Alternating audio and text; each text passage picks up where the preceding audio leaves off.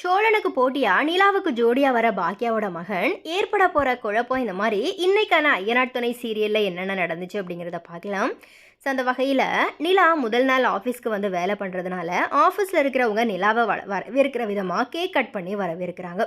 அப்போது அங்கே வந்த கம்பெனியினுடைய இன்னொரு ஓனராக வர்ற நபர் தான் பாக்கியாவினுடைய மகன் கேரக்டரில் நடித்த செழியன். இதில் இவருடைய கேரக்டர் நிலாவுக்கு ஜோடியாகவும் சோழனுக்கு போட்டியாகவும் இருக்கிறதுக்கு வாய்ப்பு இருக்குது. அண்ட் அடுத்தபடியாக நிலா வேலை பார்க்கும்போது பல்லவன் அண்ட் சேரன் கால் பண்ணி விசாரிக்கிறாங்க. அடுத்ததாக சோழன் கால் பண்ணி நான் ஆஃபீஸ்க்கு கூப்பிட வரேன் அப்படிங்கிற மாதிரி சொல்கிறாரு.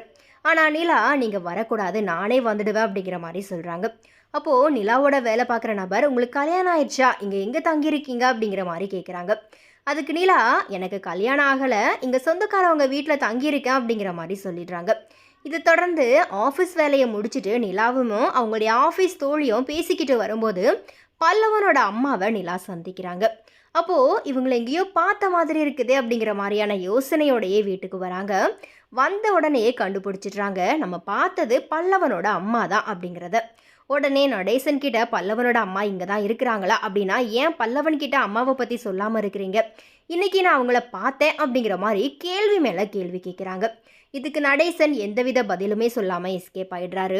ஸோ அந்த வகையில் பல்லவனோட அம்மா பற்றின ரகசியம் கூடிய சீக்கிரத்திலேயே வெளிவந்துடும்.